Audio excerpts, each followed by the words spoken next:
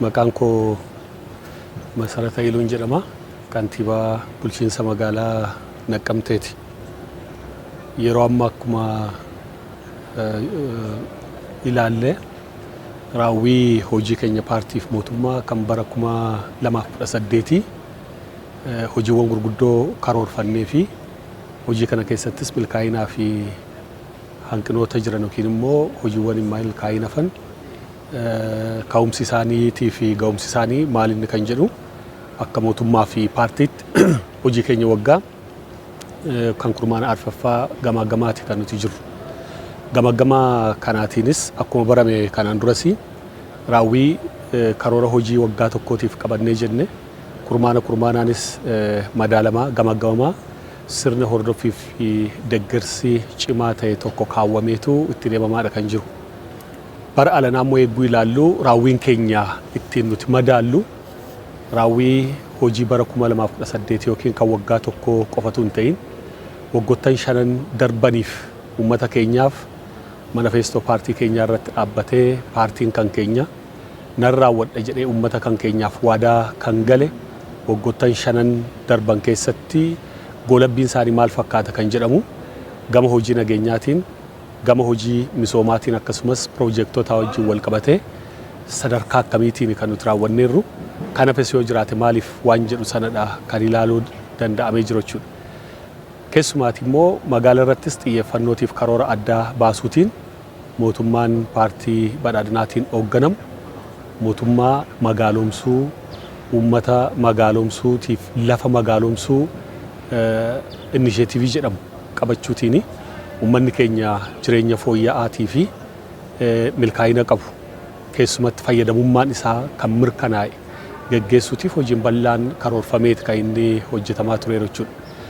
Bu'uuruma kanaan madaalli hojii keenya geggeessinu keessattis gaaffiin geggeessummaa kan ittiin deebi'u hooggansa dinagdee hoogganuu danda'u hooggansa nageenyaa hoogganuu danda'u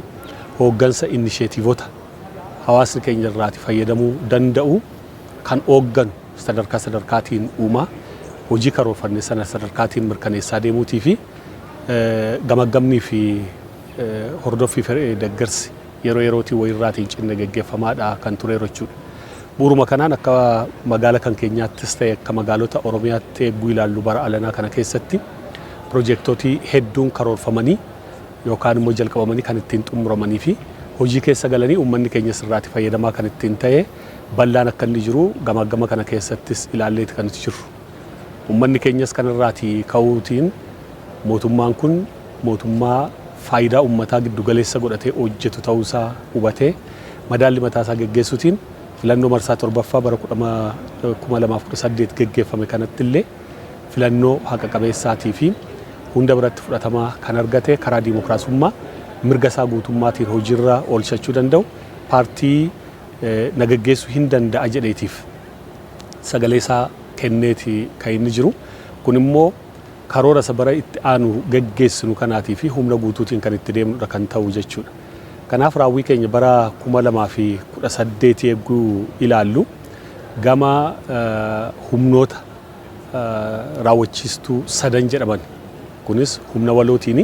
hojii kenna tajaajilaatiin hojiiwwan baay'een kan ittiin hojjetamanii fi mana harka qalleeyyiin baay'een ittiin ijaaramanii lammiin biyya isaatti gammadee lammii wal yaaduutii fi walis tumsee deemuu kan ittiin danda'u manneen baay'ee eddeen itti ijaaramanii jira. Daa'imman harka qalleeyyii ta'an daa'imman maatiin isaanii qabeenya qabanii wajjin manneen barnootaa keessatti nyaata argatanii akka isaan barachuu danda'an isa qofatu hin ta'in yuunifoormii argatanii dabtaraaf qalama argatanii haati utuu hin yaadda'in ganama kaatee ilma ishee qopheessuutiin gara mana barumsaatti ergitee manneen barnootaa keessatti nyaata argatanii barnoota isaanii karaa walqixa ta'een karaa walgitinsa qabuutiin kan itti baratan waan ta'eetiif mootummaan kun hawaasa isaatii fi tajaajila wal fakkaataaf walqixa ta'e iddeen itti kennee ni argama jechuudha. Kana qofa miti inshuraansii fayyaa hawaasaatiin illee tajaajilli kennamuutiif qabu keessumatti warreen harka qalleeyyii ta'an inshuraansiin fayyaa hawaasaa karaa abbootii qabeenyaatiin karaa lammiilee kabrootiin isaaniif bitameellee kan gumaachi kennamee fi tajaajila ga'umsa qabu argachuutiin fayyaa isaanii irratti illee tajaajila gahaa argachuu danda'aniiti kan isaan jiran jechuudha. hojii tajaajila ooltummaatiin piroojeektoota adda addaallee kan ijaaraman jiru. Fakkeenyaaf riqichi akkasumas kan akka booyiloo laafaa darbees manneen barnoota bu'uura boorii iddoo hanqina qabu keessatti walgitiinsa kana walitti fi butuutii fi hirmaannaa hawaasa kan keenya bal'aatiin iddoo isaanitti hojjetaman ni jira jechuudha. Gara biraatiin humna mootummaatiin hojiiwwan hojjetaman bal'aa isaaniidha kan jiranii. Piroojeektoota gurguddaa gaaffii uummata keenya bal'aa kanneen turan daandii magaalaa keessaa haa ta'u,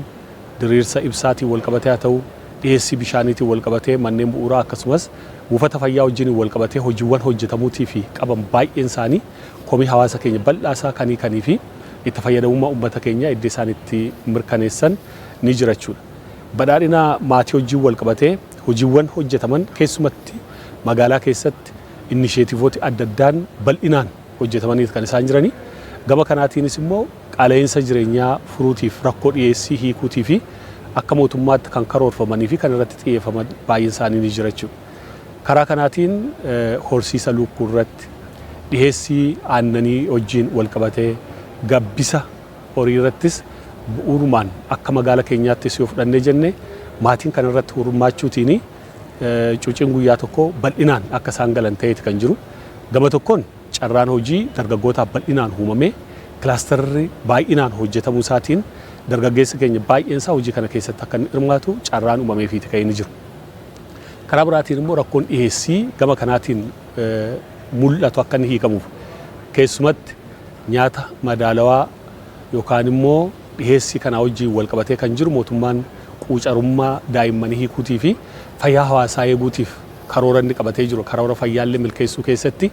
hojiin dhiyeessii lukkuu wajjin wal qabatee jiru. Hojiin dhiyeessii hanqaaquu wajjin wal qabatee jiru. Magaalaa keenya keessattis ta'e iddoo kabiroo irratti hojiin dhiyeessii aannanii wajjin wal qabatee jiru. Kilaasteroota kanaa wajjin wal qabatee hojii hojjetame irraatiin kan ka'e bakka baay'ee isaa irratti deebii argateeti kan inni jiru. Kun immoo madaallii keessumattiyyuu qaala'insa jireenyaa akka inni tasgabbaa'u gochuutii fi gabaa irratti dhiibbaa uumamuutiif jiru sana mataasaa hiika itti kennuutiif iddeen itti hojjetanii jira jechuudha. Kanaaf karoorri keenya lakkoofsaan kan madaalamu utuu hin ta'in jireenya hawaasa keenyaa jijjiiruutii fi hojii akka siyaasaatti qabannee jirru sana milkeessuu keessatti gahee kan qabu ta'ee waan jiruuf badhaadhinni maatii gama kanaatiin hojiiwwan hiikamuutiif qaban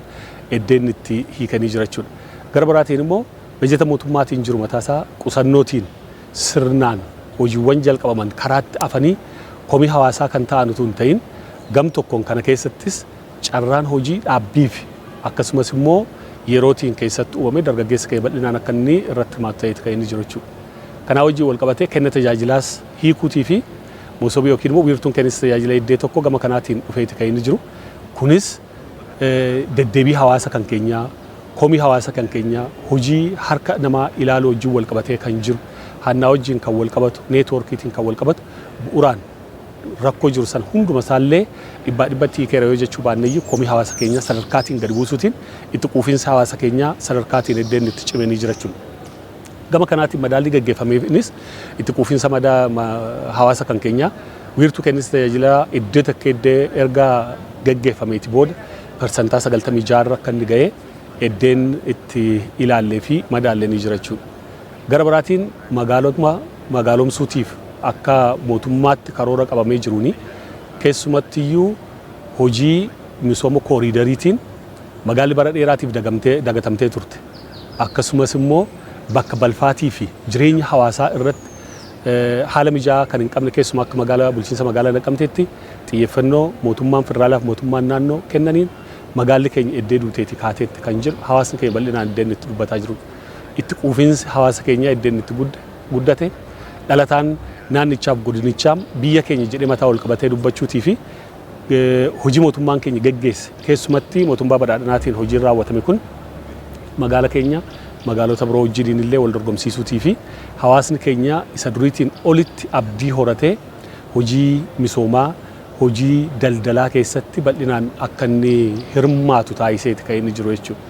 Karaa kanaatiin magaalli keenya ifaa gahaa hin qabdu turte yeroo ammaa kana smart poolii galeetiin daandii miila lafa deemtotaa akkasumas immoo daandii baayikilii akka kanaatiin illee sirraa'ee dhufuusaatiin miidhagina magaalaa uumuu isaatiin olitti karaa darbeen hawaasni magaala isaa akka inni jaallatuuf akka inni kunuunsu akka inni eegu hojii hirmaannaa uummataa keessatti ga'ee mataa isaatii akka inni ba'atu fakkeenyaaf tuquutiif akka danda'amutti galii mootummaa waggoottan darban caalaatti bara alanaa parsantii 100 oliin karoora keenya heddeetti xumurre ni jira jechuudha. Kunis maa inni mootummaa misoomaa ta'uu isaatii fi waan qabuun uummatis dirqama isaa ba'atee misooma magaalattiitiif biyyaa keessatti qooda isaa fudhachuutii fi eddeen itti yaada isaa hirmaannaa isaa argisiisedha waanta ta'eetiif hirmaannaan hawaasaa filannoo keessatti qofatu hin ta'in dinagdee magaalattii illee guddisuutii fi galii magaalaa irraati barbaadamu sadarkaa barbaadamu irra ga'uu yoo baateyyuu karoora gadi bu'e sana hiikuutiif deebisuutii fi eddeen itti danda'e akka inni jiru madaalleeti kan nuti jiru jechuudha. Kanaafuu hojiin bara alanaa akka magaala keenyaatti qabate mootummaan qabee gadi buusee hojjetaa jiru nageenya magaalittii dhugoomsuuf waaressuu hawaasni magaalaa sana keessattis jiraatu hojii misooma magaalaa isaa keessattis akkaataa inni ittiin qooda fudhatuu fi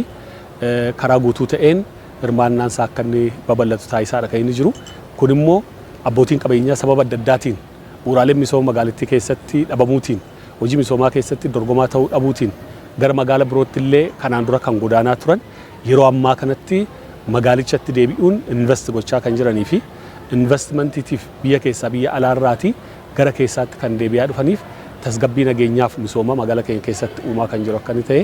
kan itti madaallee ta'uu isaati kan ilaalle gamaagamni kan keenyas ciminootii jiran maali hanqinootii jiran maali furmaatiif kallattiin itti aanu maali kan jedhudha kan ilaalu karoora bara 2019 keessattis karoora of danda'u kan bara 2018 waggoottan 5 ittiin darban nuti hojjetaa turre karoora xiiqii rakkoo keessaa ittiin baanu hiyyummaa ittiin mo'annu nageenya ittiin waaressinu ta'ee kan ilaalame yommuu ta'u karoorri fuulduree kanatti immoo 2019 kan ittiin hoogganamnu karoora of danda'u akka ta'ee fi kunis misoomaan nageenyaan bu'uuraalee misoomaatiin hojii gaaffii hawaasaa hooggansi ga'umsa qabu ittiin deebisuu akka ta'utti kallattii mootummaan naannoo keenya irratti dhaabbannee karoora sabara dhufuus kan ilaalleef kan gamaggamne ta'uu keenyadha kan nuti ilaalleerru.